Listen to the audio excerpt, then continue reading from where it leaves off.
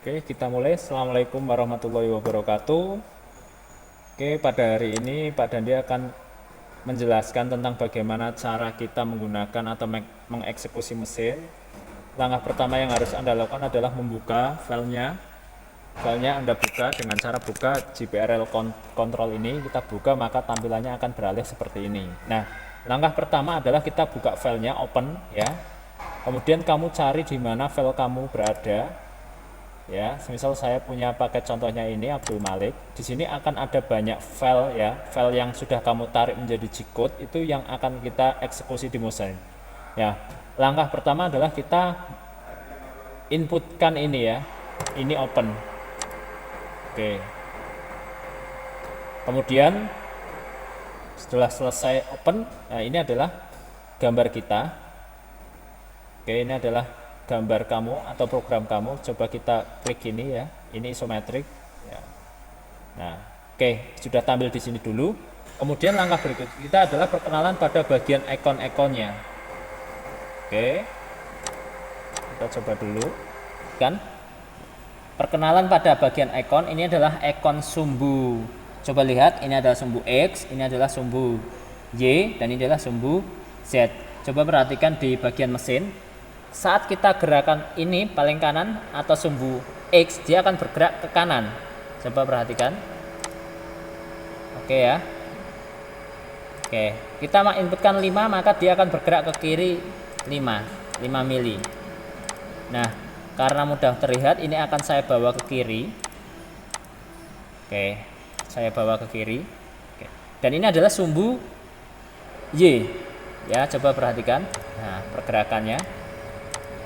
Dan ini adalah sumbu Z, naik turun. Ini turun ya.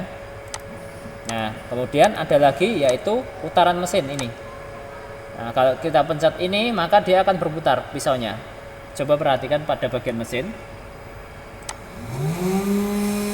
Oke, ini matikan, saya matikan lagi. Baik. Nah, tugas kita adalah menyeting supaya benda kerja itu digambar. Coba kamu perhatikan di gambar. Ini adalah pisaunya. Nah, saya gerak-gerakan. Nah, ini adalah benda kerja kita atau area kerja dari mesin. Coba perhatikan, pisau itu berada pada tepat di bagian atas benda kerja, ya. Pisau ada di bagian tepat di atas benda kerja. Coba kamu perhatikan nih. Nah, namun kenyataannya kamu lihat ke mesin, nih. Nah, kalau digambar pisau itu di sini, ya. Pisau itu di sini, tapi kenyataannya pisaunya ada di sebelah kanan, jauh nih ya.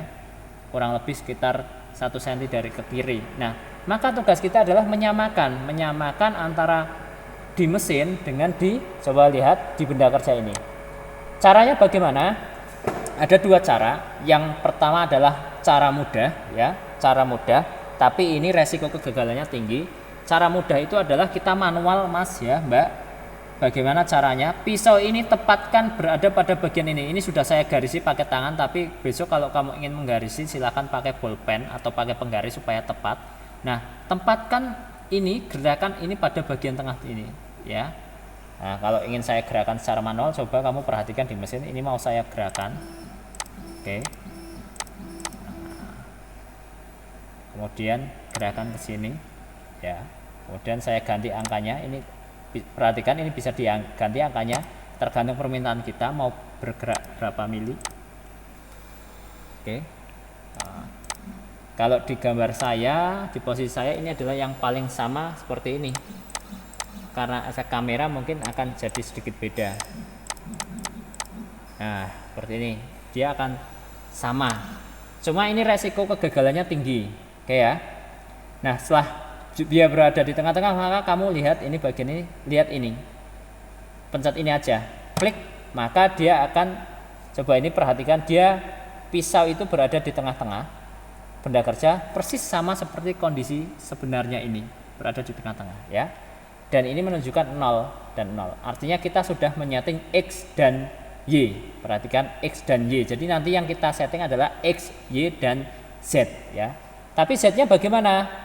Z-nya masih belum ya, ini Z-nya berada di bagian bawah, tapi ini kenyataannya di atas benda kerja, ini masih belum. Oke, itu adalah cara mudah ya, tapi resiko kegagalan tinggi.